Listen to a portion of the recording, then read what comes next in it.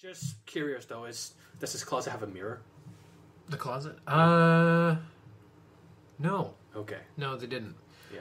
No, the closets in that place were just like solid panel, like fiberboard shit. Because I've heard many accounts of like when they look at their mirror in their room or something like that, they always see something. I think. Well, something in the background. Yeah.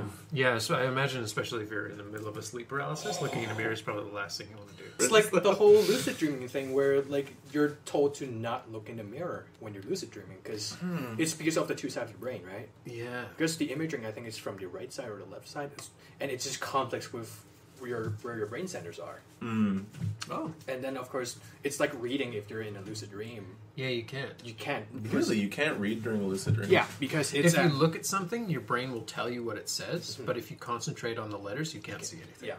It's because it depends on the left side of the brain and right side of the brain, right? Yeah. Because your dreaming also is on the left side, and then your analysis, your reading, it's on the right, so it just doesn't mix. Huh. Yeah, you can't read in a dream. Cool. I don't think I've actually ever lucid dreamed. Really? Yeah. It's kind of crazy. Cool. It's really crazy when it happens. Then you lose control, then you start seeing shit. Yeah. If you lose any kind of hang on, it's kind of like being in a Lovecraft thing, like where you actually turn insane. Like that's how he described it, because it's like a little bit. Because like at first you're aware, then you're just slowly slipping away to the point where you just don't know what's going on, and it's like, oh god, why are these things here? And all the floodgates open. Yeah, pretty much in your brain. Weird. Yeah, I had one really crazy lucid dream that actually happened. Like I was able to have it twice, and it was in the same day. Like I had a really cool lucid dream where there was a big house in the middle of a big field. I went up to the house.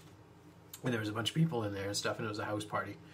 And I wanted to, I got in there, and there was, for some reason, this is going to sound really stupid, but the 4 chicks from The Craft were in there. Hot. Yeah.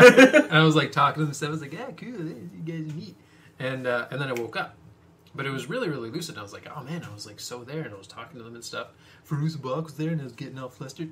But, so then I woke up, and I was like, oh, man, that sucks. I really wanted to get back to that. So I, went back to sleep, and I kind of tried to will myself back into it. And I did. I landed back in this field, out of the air. I went took, and I was like, oh, cool. So I started walking toward the house. But as I walked toward the house, I noticed that it was looking a lot more dilapidated, and the lights were off on the house.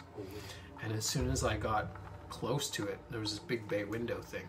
And as soon as I went to go touch the window, something grabbed me from behind by my head and my shoulder and laughed at me and started dragging me up into the air and away from this house and over this field, and I could see everything falling away from me and stuff. And I remember I was freaking out, and I woke up, and when I woke up, I was like I landed out of the air. And it freaked me out. Oh man. So I was after that I was I'm never trying to consciously go back to a dream that I've never had before, ever. If only Freud was here, we can ask what his opinion was. Oh yeah. He's like, you like penis. It's always I dick, or my mom, or my mom's dick. Or dad.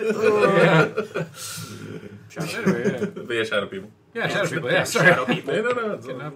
No, it kind of works with everything that's been going on. It's a common theme where it's just something that could be said that it's part of our active imagination or in our subconscious, right? Yeah, and most people tend to see them during sleep, the sleep state. Hours, yeah.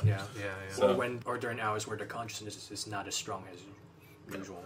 Hence, sleep deprivation. Exactly. Yeah, being one of the reasons why a lot of people see it, because you're in that lowered state. Yeah, I personally I feel like just going from that is that when we're in a lower, more tired state, we don't grasp reality as firmly as we are completely conscious, and I feel like maybe that's the whole dimensional playing where it's that's the rift where it's slowly weakening, that's your opening where you start seeing all this kind of stuff. I don't know, I'm just basing this off of multiple sci-fi movies.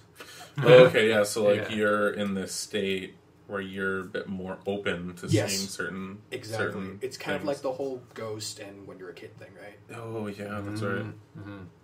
Yeah. I don't know. It's just something about our brains that's just really weird. Yeah, for sure.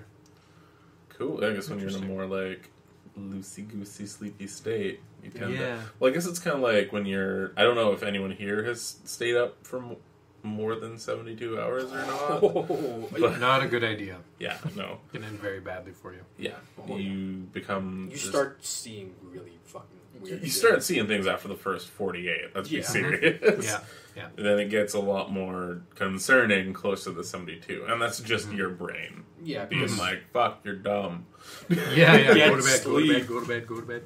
Yeah. So, I mean, I don't know entirely how paranormal that is, other than just, like, you know, your brain being like, I need to turn off for a bit. The other thing is, like, the thing to do with, like, you know, your subconscious being more active or whatever. That could be a nod at why, like, you know, kids tend to have more experiences with paranormal shit than we do. And it's, like, than adults do. Probably because, you know, their brains aren't quite where they should be at that point. Or, like, where ours are, at least. Yeah. It's not as developed compared to us, where, let's say, our brains are less interrupted by these frequencies and all that stuff, compared to, like, children, which is like, oh, it just came out, and, like, okay, no idea what the fuck's going on, and I'm seeing things, and the fact that, because they just have no grasp of reality of, like, okay, I see this man with a cow for a head, or something like that. You know, like, got imaginary friends. And stuff. Exactly. It's the imaginary friends. You know, I mean, some of them are like, some accounts are really creepy. Yeah, exactly. Well, it's also one of those things too, where it's like, especially if there's no external influence, are the imaginary friends. I'm a little bit like, okay, how do you know that there's a girl in a white dress with like red stuff coming from her eyes or something like that? Why is your teddy bear saying that, you know, that she's sleeping and that she's in the fields? Yeah, like something like that is just a bit like, unless you're, like, you know, showing your kids horror movies and stuff, which you shouldn't really do. Yeah, so probably not. Yeah. So like, I mean, I saw a bunch of horror movies when I was at a young age, and like, I don't know, I never had a pet xenomorph. Just too bad. Yeah. No, there's times where like you hear about like little kids and stuff having like their best friend, and like their best friend passes away, and shortly after that, their best, like the kid will say, oh, like I heard a story this morning. I was watching a video on YouTube of like true creepy stories or whatever, and it was this lady this kid whose oldest brother was playing outside, and he fell and his head hit a rock, and it apparently like dislodged this aneurysm that he had in his brain. And at first the kid was okay, like he was like, oh, I'm fine. And he went to bed that night, and his mom went to go wake him up, and like when she woke him up, one of his pupils was really dilated and the other one wasn't, and he was like, he wasn't moving. So they rushed him to the hospital, and apparently he passed away there. But apparently over at this kid's best friend's house, the kid's best friend, who was like eating breakfast or whatever, said he could hear his friend calling at him from across the street. Apparently like the kids weren't allowed to cross the street, but since they lived across the street from the other, they'd go to the corner and start talking to each other across the street. So the kid left to go talk to his friend across the street, and when he did that, the mom got a phone call from that kid's mom saying that the kid had died. And so the best friend's mom was like, you know, beside herself, really, really sad. And then the kid came back, and she said, what were you doing? And he said, oh, I was talking to, you know, Danny or whatever across the street, or John. And she said, what did John say? And she was like, oh, he was just saying goodbye. And he said, I can't see him anymore. And I was like, what? So yeah, like kids just, I guess, that's a weird, like a hard one to explain, you know? Yeah. Little kids. But yeah, I guess they've kids just got don't really lie. Yeah. Like, you know, you can't just say that kids make them up. I mean, like, sure, they have active imagination, but then I would take a kid's word. Yeah. Yeah. For stuff like that, yeah. Especially when it's like your flesh and blood best friend. Exactly. Like, how do you, like, it's not like his imaginary friend.